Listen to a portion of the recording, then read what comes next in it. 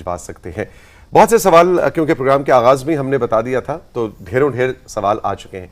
आप जदून साहब क्या चाहेंगे, डायरेक्ट हम सवाल पे जाएं या निकाहनामे के हवाले से कुछ इब्तदाई बात आप करना चाह रहे हैं? निकाहनामे से मुतलिक सबसे पहले तो ये है कि ये एक बेसिक डॉक्यूमेंट है, बेसिक लीगल डॉक्यूमेंट है, जो एक मुकम्मल डॉक्यूमेंट है, जिसमें अगर प्रॉपर ये फिल हो जाए तो इसके फिल होने के बाद किसी किस्म की एम्बिग्विटी नहीं रहती और खुदा ना खास्ता नचाकी की सूरत में या किसी भी तनाज़ा की सूरत में वो क्लियर कट होता है कि किसके क्या राइट्स हैं, किसकी क्या ड्यूटीज़ हैं। बदकिस्मती से हमारे यहाँ होता ये है कि हमारे यहाँ जो निकाह ख्वाह होता है, निकाह रजिस्ट्रार होता है, वो ज़्यादा पढ़े लिखे लोग नहीं होते। हमारे यहाँ एक रिवाज डेवलप हो गया कि जो मस्जिद इमाम हैं या मौलवी साहब हैं वो आके निकाह पढ़ाते हैं। हालांकि निकाह के लिए ज़रूरी नहीं, निकाह कोई भी शख्स पढ़ा सकता है। कोई भी जो पढ़ा लिखा शख्स है, जो निकाह के लवाज़मात समझता है और निकाह के फॉर्म की लीगैलिटीज़ को समझता है, वो फिल करा सकता है और वो निकाह पढ़वा भी सकता है। लेकिन बदकिस्मती से निकाह वो पढ़ाते हैं जिन्हें बेसिक्स का पता नहीं होता, नामे की जो डिटेल्स हैं उसका नहीं पता होता कि उसका नहीं पता होता। अच्छा, मुझे लगता है इससे मिलता जुलता ही पहला सवाल भी इत्तेफाक से शकील आवान साहब है लैया से। वो कहते हैं अगर निकाहनामा एक मुकम्मल डॉक्यूमेंट कहना चाह रहे हैं, डॉक्यूमेंट है, तो इसके बावजूद तनाज़ात माबैन फरीक़ैन की वजह क्या होती है? साल हर साल तक हम देखते हैं अदालतों में मसाइल चलते रहते हैं। तकरीबन वही बात है जो आप कर रहे हैं। एग्जैक्टली इसमें इशू यही है कि जब निकाह फिल किया जाता है उस वक्त जो बेसिकली शराइत तो पार्टीज़ में तय हो चुकी होती हैं, लेकिन निकाह फिल करते वक्त जो उसकी लीगैलिटीज़ हैं उनको नहीं देखा जाता, उसके कॉलम्स को प्रॉपरली फिल नहीं किया जाता। बहुत सारे कॉलम्स को तो हम ऐसे ही काट भी देते हैं। जी, काट देते हैं, वो एक अलग बात है। लेकिन यहाँ पे अगर है जैसे कि कॉलम नंबर 13 है, वो अगर स्क्रीन पे दिखाया जा सके, हमारे पास विजुअल भी मौजूद है। आइए आपको बताएं जनाब, निकाहनामा देखने में लगता कैसे? बहुत से लोगों ने तो मेरा ख्याल है उनकी अपनी शादियां भी हो चुकी, उन्होंने सिर्फ बस सिग्नेचर किया था, कभी पढ़ा नहीं था। वो भी अपने पोर्शन को घबराए से उस वक्त फूल आगे लटक रहे थे, ये आधी चीजें नजर आ रही थी, आधी नजर नहीं आ रही थी। ये जो मैंने हाईलाइट करने की कोशिश की है, ये इंपॉर्टेंट, मोस्ट इंपॉर्टेंट कॉलम्स हैं। कॉलम नंबर 13 से लेके कॉलम नंबर 17 तक ही हमारे पास ज़्यादा इश्यूज आते हैं।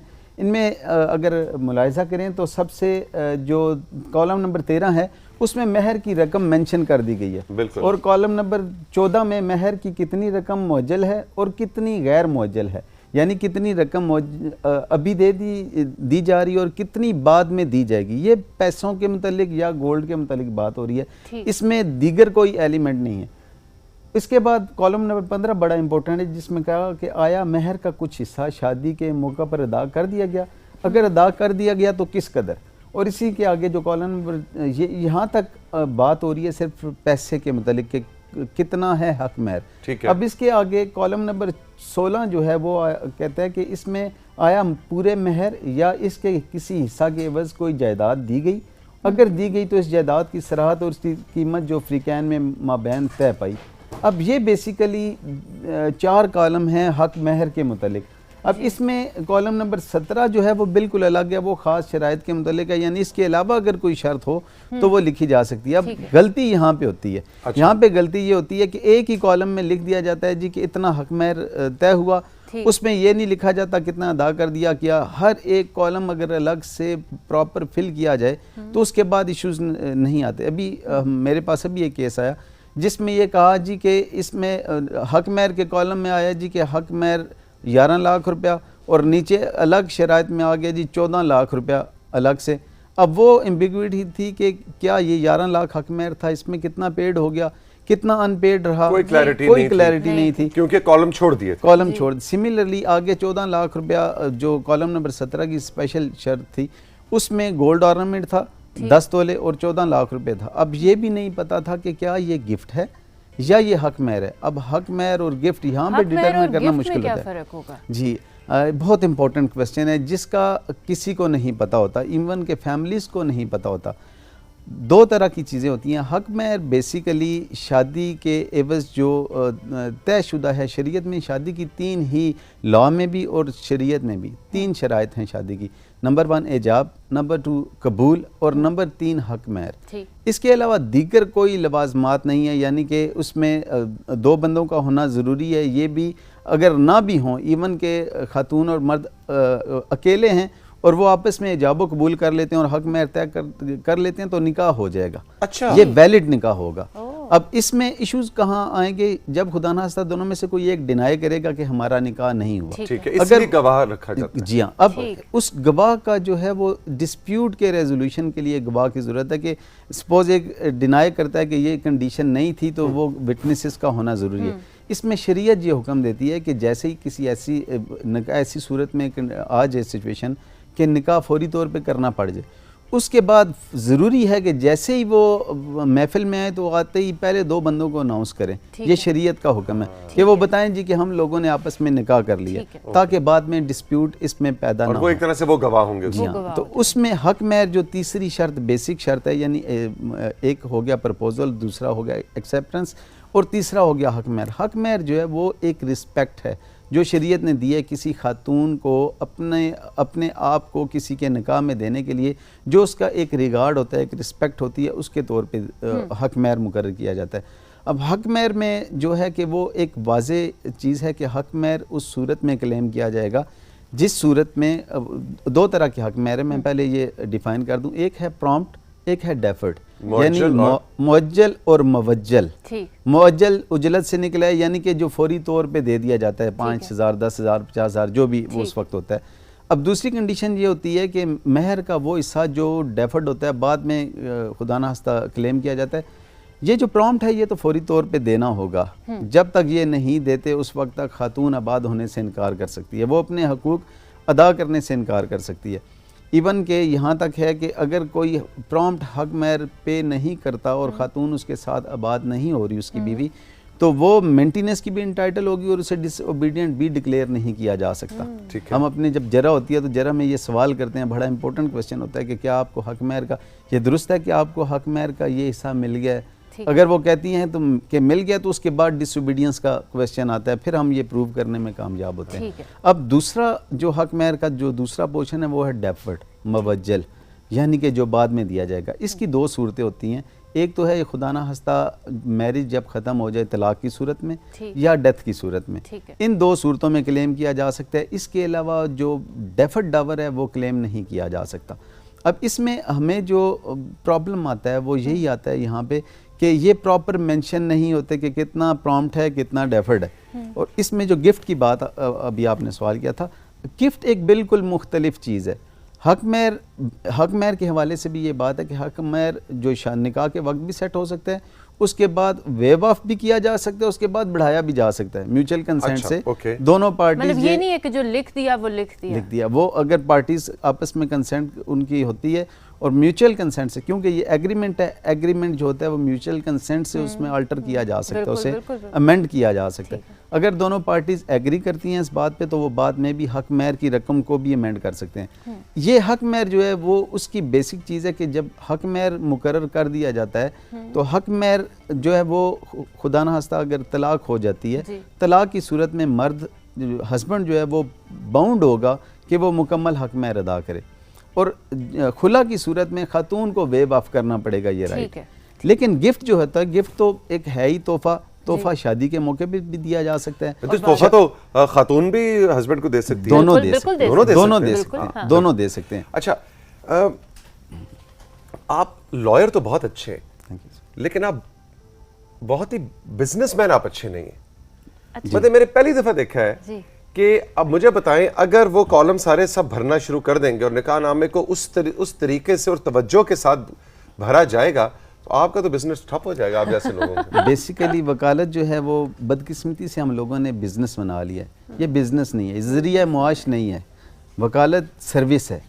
ये सर्विस उस सूरत में दी जाती है जब खुदा ना खास्ता हम अपने टाइम का पैसा लेते हैं। वकील जो है, वकील और डॉक्टर्स और उलमाए किराम ये अपने वक्त का पैसा लेते हैं, जो वक्त देते हैं, अपनी फहम का, अपनी उसका भी तो पैसा लेते हैं। ये नॉलेज मेरे पास नहीं है जो डॉक्टर के पास है या आपके पास। लेकिन इसीलिए हमें ये नहीं कहा जा सकता कि आप जॉब करते हैं, हमें पूछा जाता है आप प्रैक्टिस कहाँ करते हैं।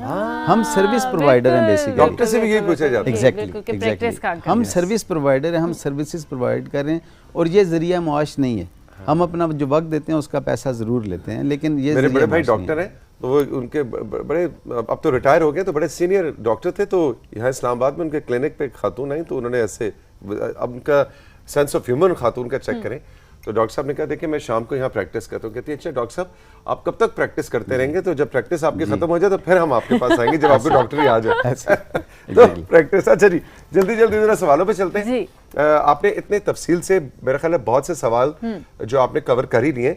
तौकीर साहब पिंड मलका से, निकाह के वक्त अगर लड़की के वालिदैन के कहने पर मकान लिखा जाए तो तलाक होने की सूरत में उस मकान की कानूनी हैसियत क्या होगी? एग्जैक्टली ये एक बहुत बड़ी एम्बिग्विटी है, बहुत बड़ी कन्फ्यूजन है जिसका पता नहीं होता लोगों को। बेसिकली कोई भी शर्त जो तलाक की सूरत में ऐसा राइट जो शरीयत ने प्रोवाइड किया है, जैसे कि तलाक का राइट है, सेकंड मैरिज का राइट है, इस तरह की चीज़ें, खुला का राइट है, अब इस पे कोई पाबंदी लगा दी जाएगी तो जो उसके बाद लाइफ गुजारी जाएगी वो हेटफुल यूनियन होगी और उसमें ख़ानदान कभी भी खुशहाल नहीं हो सकता और उसमें बरकतें, खुशहाली कभी नहीं आ सकती। इस सूरत में शरीयत क्योंकि हक देती है तलाक का, शरीयत हक देती है खुला का, शरीयत हक देती है सेकंड मैरिज का। अब ये तीनों चीज़ों पे जब कोई पाबंदी लगा दी जाती है इसमें, तो ये पाबंदी इल्लीगल होती है और जो कॉन्ट्रैक्ट में इल्लीगल होगा वो एब इनिशियो वाइड होगा, यानी शुरू से उसको समझा जाएगा कि ये कंडीशन एप्लीकेबल ही नहीं है। तो इस तरह की सूरत हम ऐसी जो कंडीशंस लगाते हैं वो कभी भी हमारे पास केसेस आते हैं कि जी मुझे तलाक हो गई, ये कंडीशन ये थी कि जी के ये प्रॉपर्टी फ़लाँ प्रॉपर्टी या इतनी रकम देगा, तो ऐसी रकम कोर्ट्स डिग्री नहीं करती क्योंकि ये इल्लीगल हैं। ये इसमें नहीं हो सकता। होता ये है, कन्फ्यूजन ये होती है कि हम ऐसी कंडीशन जो शरीयत पे लगाइए, इसी तरह की एक कंडीशन है जैसे किसी को ये कहा जाए कि आप डाका मारें और डाका मार के मेरे लिए जॉब करो और वो आज एक बाद में मैंने ये डाका मारा है, इसके लिए मैंने चोरी की लेकिन इन्होंने मुझे हिस्सा नहीं दिया। ये इसी तरह की एक शर्त है जिसे ऑनरेबल सुप्रीम कोर्ट ने डिक्लेयर किया कि ये इलीगल है और अगेंस्ट इस्लामिक राइट्स है, इस वजह से ये एप्लीकेबल अच्छा, एक मिनट देखें अफसर साहब, जैसे आपने इस्लामिक राइट्स की भी बात की, तो शरिया के मुताबिक हमारा कितना हक महर अब आजकल बनता है? क्योंकि वो तो कुछ तोले चांदी और उसका कुछ रेट है। मैं अर्ज़ करता हूँ, ये बहुत इंपॉर्टेंट क्वेश्चन है। हम अक्सर लिखते हैं जी कि जब निकाह हो रहा होता है तो उस वक्त बुजुर्ग वो आपस में एक मुरवत में कहते हैं जी शरी हक महर लिख दें। अब शरी हक महर लिखा कितना जाता है? 500 रुपया, इस तरह के यही शरीयत थी। लेकिन अगर देखें शरीयत कहाँ से नरेट की गई, वो की गई जब आप सल्लल्लाहु अलैहि वसल्लम ने एक मशकीज़ा, एक चक्की और इस तरह की 2-3 चीज़ें जब वो हक महर में रखी तो उस वक्त चक्की तो किसी के पास अवेलेबल नहीं थी। यानी कि उस वक्त की चक्की को अगर देखेंगे तो इस वक्त की फैक्ट्री होगी, मिल होगी। बिल्कुल। यानी अगर उस तरफ आएंगे तो अब हक महर यहाँ पे रख दिया जाता है। अभी पिछले दिनों ऑनरेबल हाई कोर्ट में एक केस लगा था जिसमें उनको निकाह रजिस्ट्रार को तलब कर लिया गया हाई कोर्ट ने, और निकाह रजिस्ट्रार को तलब करके कहा गया कि ये मुझे बताएं कि आपने जो यहाँ पे 10,000 हक महर रखा है इसका, इस 10,000 में आप किसी अच्छे रेस्टोरेंट में एक वक्त का खाना खा सकते हैं? अगर नहीं खा सकते तो आपने ये इतना कम क्यों रखा है? तो इसमें जो मिनिमम कोई अमाउंट नहीं है, मैक्सिमम कोई अमाउंट नहीं है, ये डिपेंड करता है पार्टीज की अपनी हैसियत पे। और उसमें ये भी होता है कि अरे ये क्या अब इतना खुशी का मौका है और ये प्लॉट मांग रहे हैं और ये नहीं भाई नहीं अल्लाह खैर करे, ऐसी बातें नहीं करती। ये भी एक देखा गया है कि आप समझा ही आता है कि शायद हक महर की बात करना या तलाक की सूरत में हक, तो वो ये बदशगुनी है या इस पे बात नहीं करनी चाहिए, जबकि मेरा ख्याल है कि ये कॉन्ट्रैक्ट है उस पे वैसे होना ये चाहिए। मैंने जो देखा है यहाँ पे इश्यूज जो रेज होते हैं वो निकाह के वक्त होते हैं जी। वैसे निकाह की जितनी भी शराइत हैं वो पहले आपस में तय कर लेनी चाहिए पार्टीज को। बिल्कुल। और निकाह के वक्त एक बात का बड़ा ख्याल रखा जाए, वो ये ख्याल रखा जाए कि निकाह जब आप फिल करते हैं तो वो मौलवी साहब कहते हैं तुसी छोड़ दो जी, हाँ आप रहने दें। वो मौलवी साहब ये कहते हैं या जो भी पढ़ा रहा होता है तो उस वक्त किसी आप एक्सपर्ट से, अपने जो भी करीब तरीन आपके लॉयर हैं उनसे एडवाइस लें इस पे कि मुझे क्या शराइत रखानी है और किस तरह लिखवानी है मैंने। और उस वक्त नहीं, ये पहले कर लेना, निकाह के वक्त ये काम ना करें। एग्जैक्टली, वो पहले कर लें और जिस वक्त निकाह ये तय हो रहा हो उसमें पार्टीज खुद अपने राइट्स को वहाँ पे डिटरमिन करें। बातें आपकी बड़ी ज़बरदस्त हैं, लेकिन मसला ये कि वक्त हमारे पास रह गया बहुत कम और सवाल आगे बहुत ज़्यादा, इसलिए अब हम सेकंड्स की बुनियाद पे सवाल भी करेंगे और आप जवाब भी देंगे जी। अच्छा जी, राबिया बीबी ने हमें बुरेवाला से मैसेज किया, निकाह नामे के अंदर जो शराइत लिखवाई जाती हैं उनकी कानूनी हैसियत क्या होती है? मिसाल के तौर पर अगर एक लड़की का दूसरा निकाह है और पहली शादी से औलाद भी है और निकाह नामे में ये शर्त लिखाई जाए कि दूसरा खावंद बच्चों का खर्च भी दे, तो क्या ये ठीक है? निकाह नामा क्योंकि सिविल कॉन्ट्रैक्ट है तो कॉन्ट्रैक्ट में जो वो आज़ाद मर्जी से उस वक्त कबूल है वैसे तो एग्रीमेंट में एक दफ़ा होता है, निकाहनामा में 3 दफ़ा कराया जाता है कि बाद में ये बंदा स्लिप ना हो अपनी बात से। तो ये बिल्कुल वैलिड शर्त है और इस पे वो बाउंड होगा, उसी तरह बाउंड होगा जिस तरह अपने बच्चों का, अगर वो एग्री करता है, अगर नहीं करता कॉन्ट्रैक्ट वो बाउंड होगा। को अगर साइन कर रहे हैं तो फिर आप वो बाउंड होगा, उस पे बाउंड होगा। अच्छा जी, शकीला हबीब शकरगढ़ से, अगर निकाहनामा की एक परत पर तहरीर की जाती है, बाकी परतें दस्तखत करवा लिए जाते हैं और खाली छोड़ दी जाती है, अगर कोई फरीक इस पर बाद में इजाफी शराइत लिख दे तो मुतासिर फरीक इसका तदारुक कैसे कर सकते हैं? ये इसकी 2 सूरतें हो सकती हैं। एक तो ये है ना कि फ्रॉड से लिखवा दी जाए। एक ऐसी सूरत है जिसमें उन्होंने हक में सपोज प्रॉम्प्ट लिखाया, डेफर्ड लिखाया या उस प्रॉपर्टी लिखवाई, वो गलती से किसी और कॉलम में लिखी गई। इन तमाम सूरतों में पार्टीज़, दोनों पार्टीज़ के लिए जो इफेक्ट हो रही हैं, जिसके अगेंस्ट है, वो यूनियन कौंसिल में एप्लीकेशन मूव करे, फौरी तौर पे मूव करके वहाँ पे करेक्शन करवाए।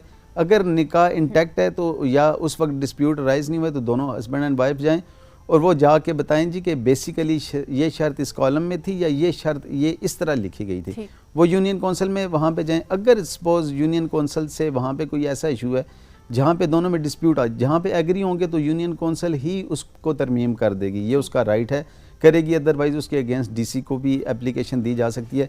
लेकिन जहाँ पे डिस्प्यूट राइज होते हैं वो इस सूरत में होंगे कि पार्टीज़ एग्री नहीं कर रही, जिसके बेनिफिट में वो एग्री नहीं करेगा, तो उस सूरत में कंपिटेंट कोर्ट ऑफ जुरिसडिक्शन में आप जाएंगे, सिविल कोर्ट में दावा दायर करेंगे जी कि ये गलती हो गई है और इसको दुरुस्त कराएं। अगर ऐसा नहीं करेंगे तो अभी लेटेस्ट जजमेंट है इसमें ऑनरेबल हाई कोर्ट की, उसमें हस्बैंड ने कहा जी कि मैंने तो ये प्रॉपर्टी लिख के ही नहीं दी। तो उस वक्त यही वहाँ पे पूछा गया कि आपने ना तो यूनियन कौंसिल में एप्लीकेशन दी, ना ही आपने इसके अगेंस्ट कोई दावा किया इन एंट्रीज़ के मुतालिक। अब जब डिस्प्यूट राइज हुआ इतने अरसे के बाद, तो अब आपकी किसी बात को नहीं माना जाएगा, क्योंकि निकाहनामा को प्रिजम्पशन ऑफ ट्रुथ हासिल है। ये प्रिजम्पशन ऑफ ट्रुथ उस वक्त हासिल होती है क्योंकि ये अटेस्टेड डॉक्यूमेंट है, रजिस्टर्ड डॉक्यूमेंट है। तो उस सूरत में यहाँ पे होता है कि ओरली अगर कोई आके ज़ुबानी शहादत देता है तो वो गवाह ले आता है कि ऐसी बात नहीं थी, लेकिन जो क्योंकि डॉक्यूमेंट रजिस्टर्ड है तो इसको उस पर प्रेफर किया जाएगा, ओरल एविडेंस की जगह वो डॉक्यूमेंट्री एविडेंस को प्रेफरेंस दी जाएगी और उसके मुताबिक डिसाइड किया जाएगा। इसलिए बहुत ज़रूरी है कि इसको सही तरह से पढ़ा जाए, इसके कॉलम्स को बाहमी मशावरत से फिल किया जाए और फिर दस्तखत किए जाएं। हमारे पास 3 मिनट हैं जी, जरा जल्दी जल्दी सवाल जी। मिसेस हबीब ने हमें कलर सैयदा से मैसेज किया, निकाह नामे पर दस्तखत करवाने से पहले लड़की के माँ बाप मुख्तलिफ चीज़ों को नाम करवाने की शराइत रख देते हैं, तो क्या ये इस्लाम में आता है? जी बिल्कुल है। ये देखें, अगर एग्री नहीं करता, एग्रीमेंट है, एग्रीमेंट निकाह नामे से पहले तो कोई भी बात हो सकती है, एग्रीमेंट की सेटलमेंट से पहले बारगेन हो सकता है, उस पे सोच विचार हो सकती है, और अगर एग्री नहीं कर रहे तो आप रिफ्यूज कर सकते हैं। दोनों पार्टीज इकट्ठे बैठ के, और दोनों पार्टीज की जब हम बात करते हैं तो मेरे ख्याल से ये बात भी है कि लड़का लड़की का निकाह हो रहा है तो सीख साहब उन दोनों को भी बात कर लेनी चाहिए। यहाँ पे पेरेंट्स डिस्कशन कर रहे होते हैं, पेरेंट्स कर रहे होते हैं, और लड़की लड़का कभी भी ऐसी सूरत में वो चाह नहीं रहे होते, उस वक्त वो चाह रहे होते शादी हो जाए, लेकिन वो कंडीशंस वो ये ज़्यादा वहाँ पे होता है जहाँ पे किसी एक फरीक की मर्जी नहीं होती शादी की, यानी पेरेंट्स नहीं चाह रहे होते, लड़की पसंद नहीं है या लड़का पसंद नहीं, उस सूरत में वो कंडीशंस ऐसी रख देते हैं। अंदर की बातें हमें पता लगेंगी। एंड में बताइए, देखिए काम की वो कंडीशंस ऐसी रख देते हैं कि ये काम ही ना हो, ना 9 मन तेल होगा, ना राधा नाचे। क्या बात है, आपके पास बड़ी स्टोरियां होंगी मेरा ख्याल है, बेशुमार। अच्छा जी, अबू बकर ने हासिलपुर से पूछा है, निकाह का फॉर्म पहले फिल होता है या बाद में, क्या मतलब? जी नहीं, इसमें पहले फिल होता है बाद में, क्या साइन होने से या क्या? नहीं, वो इसमें ये है कि ये तो डिपेंड करता है, लेकिन हमारे यहाँ एक रस्म है, वो ये है कि क्योंकि उस वक्त जल्दी होती है, सबको बारात लेट आती है किसी भी वजह से, उस वक्त जो मौके पे होता है एक फॉर्म फिल करके उस पर तहरीर करा के ना सिग्नेचर ले लिए जाते हैं, एक क्योंकि वहाँ में एतमाद होता है, तो ये पहले भी फिल हो सकता है, बाद में तो कॉन्ट्रैक्ट साइन होने के बाद जो भी उस पर लिखा जाएगा वो समझा जाएगा कि ये बिल्कुल दुरुस्त हो गया ना। जी हाँ, उस पर बाद में जो भी लिखा जाएगा, इसलिए जब भी हो निकाहनामा के बाद एक जो हमें इश्यूज आते हैं वो ये आते हैं कि निकाहनामा के 4 परत होते हैं बेसिकली। एक परत होता है निकाह रजिस्ट्रार के पास, दूसरा परत होता है उसका यूनियन कौंसिल के पास, और तीसरा परत एक फरीक के लिए, चौथा परत यानी हस्बैंड एंड वाइफ के लिए अलग अलग परत होते हैं। अगर किसी को ऐसा नहीं मिला तो निकाहनामा देखें और निकाहनामा वहाँ से हासिल करें। हासिल करने के बाद अब जो लेटेस्ट डेवलपमेंट है इसमें वो ये है कि सिर्फ जो मैनुअल निकाहनामा है फॉर्म की सूरत में बना लेने से कोई फ़ायदा नहीं होगा। अब आपको मैरिज रजिस्ट्रेशन सर्टिफिकेट नादरा से भी हासिल करना पड़ेगा। तो निकाह हो जाता है, तो निकाह होने के बाद आई एम श्योर कि काफ़ी सारे लोग स्टूडियो में बैठे होंगे जिनके निकाह रजिस्टर्ड अभी नहीं हुए होंगे नादरा में। लो जी। तो इसमें खुदा नहीं, तो फिर वो कोई निकाह नहीं होगा। नहीं, निकाह तो हो जाता है। निकाह तो मैंने बताया ओरली भी वो हो तो जाता orally है, भी हो जाता वो है। दोनों बस पार्टीज हों तब लेकिन भी नादरा निकाह में हो जाता है। रजिस्टर्ड नहीं है। अब हाँ, मैनुअल हो गया, निकाहान के पास रजिस्टर है, लेकिन वो निकाह जो है वो नादरा के पास रजिस्टर इसका नहीं है। नुकसान क्या है? उसका नुकसान ये है कि आपको प्रूव करने में मुश्किल होगी वो, क्योंकि जब आप नादरा में जाएंगे। बंटी तुम्हारा निकाह नादरा में रजिस्टर्ड है? कह रहा है यस। मुर्तजा तुम्हारा है? नादरा में डन। उस्मान तुम्हारी तो शादी नहीं हुई? नहीं। शहबाज साहब नहीं है रजिस्टर्ड? शहबाज साहब फटाफट रजिस्टर कराएं। जी। अच्छा। इसका फ़ायदा ये होता है कि आप वहाँ पे जाते हैं तो वहाँ पे आपके सामने पढ़ा जाता है, फॉर्म फिल करके मैरिज रजिस्ट्रेशन सर्टिफिकेट फिल करके आपको दिया जाता है कि जी, उसके बाद आपके सिग्नेचर लिए जाते हैं। वहाँ पे कोई फोर्स नहीं होती, वहाँ पे कोई बाराती नहीं होते, वहाँ पे बारात जाने वापस जाने का या वो दुल्हन की वापसी का खतरा नहीं होता, क्योंकि वो काफ़ी दिन गुजर हो चुके होते हैं। तो ये लाजमी है कि वहाँ पे रजिस्टर कराएं। और ये हमारे यहाँ मैंने देखा है, हमारे पास लोग सिर्फ वो मैनुअल निकाहनामा लेके आते हैं, निकाहनामा रजिस्टर्ड कोई नहीं करवाते नादरा से, वो ज़रूरी है। बहुत बहुत शुक्रिया जदून साहब। बहुत से सवाल अभी रहते भी हैं, लेकिन अब हम सब वक्त की कैद में हैं। आप आते जाते रहा करें तो सवाल जो है वो हम साथ साथ आपसे पूछते बस हैं। एक सेकंड में एक बात करना चाहूँगा। गिफ्ट के मुतालिक बात रह गई थी। हक महर तो मैंने बता दिया था। गिफ्ट जो होता है वो नाकाबिले वापसी है। हक महर जो है वो तलाक की सूरत में अदा करना होगा और खुला की सूरत में हक महर वापस करना होगा। लेकिन गिफ्ट के कॉलम में जो चीज़ लिखी जाएगी, कॉलम नंबर 17 बड़ा इंपॉर्टेंट है, जिसमें कोई भी शर्त लिखी जा सकती है। तो गिफ्ट की सूरत में जो भी प्रॉपर्टी दे दी जाएगी वो काबिले वापसी नहीं होगी, चाहे तलाक होती है, चाहे निकाह खुला होती है, खुदा नास्ता कोई भी सूरत होती है। एक आखिरी सवाल बहुत अहम है जी। लेकिन आपने मुख्तसर इसका जवाब दिया है। हरीपुर से नूर, मर्द औरत को तलाक दे सकता है, क्या औरत भी मर्द को तलाक दे सकती है? जी बिल्कुल। अगर निकाहनामे में एक शर्त लिखी जाती है, निकाहनामे के कॉलम में एक शर्त है जिसमें लिखा जाता है कि क्या राइट ऑफ डिवोर्स दिया गया या नहीं। अगर दिया गया तो बिल्कुल ये राइट उसी तरह एक्सरसाइज किया जा सकता है जिस तरह मेल करता है, मर्द करता है, खामद करता है, उसी तरह ये राइट एक्सरसाइज खातून कर सकती है। लेकिन इसके लिए शर्त होता है कि निकाह के वक्त ये डिटरमिन किया जाए और ये राइट उनको दिया जाए। ये दिया इसलिए नहीं जाता कि औरत, क्योंकि खातून जज्बाती होती है, वो दिन में कई दफ़ा डिवोर्स करे अगर ऐसी बात हो तो हस्बैंड इसके लिए सोचता है। आपने गलत बात की है। यहाँ पे मैं गलत बात एहतजाज की है। बुलंद करूंगा जदून बस साहब। हमारे देखने में यही आया। नहीं, मैं इस तरफ होके सिर्फ आपसे बात कर रहा हूँ। देखा, इस तरफ होके कर ये रहा हूं, आप बात जो कर इस रहा तरफ होके मुझसे बात कर रहे हैं, ये गलत साइड पे ये आप बात जी, कर रहे हम हैं। दोनों एक ही पेज मैं पर तो हैं नहीं, इसमें। इस मामले पे अच्छा नहीं, ये आपका जाती राय होगी, लेकिन मैं इस पे जरा एहतजाज बुलंद करूंगा, ऐसा नहीं है। होता है सर। औरत हमेशा ये घर practically जोड़ती है। है। मैं आज आपको एक चीज बताऊं, नहीं। औरत हमेशा घर जोड़ती है। उससे ये बाद में एहसास जज्बाती, होता है। अगर कॉलम काटो तो दोनों का काटो, ओ, क्यानी वरना साहब दोनों का बैठे राइट हुए, करो। क्यानी साहब बैठे हुए, आज हमने गंदारा पे बात करनी और टेक्सला पे बात करनी, वरना इस पे बाकी का शो इस बात पे लड़ाई हमारी जुल्म साहब से हो सकती थी। जुल्म साहब ये ऐसा ना कहें, ये हमारी बहुत सी बहनें जो है ना वो नाराज हो जाएंगी कि भाई हमें जज्बाती कह रहे हो, ये तो गलत बात है। हमें इस्लाम ने, दीन ने और एक पाकिस्तान right दी के है, कानून ने बिल्कुल। हक दिया और आप हमारी जज्बातियत में इसको नहीं डाल सकते। ऐसे ही है, लेकिन अक्सर केसेस में ऐसे ही होता है।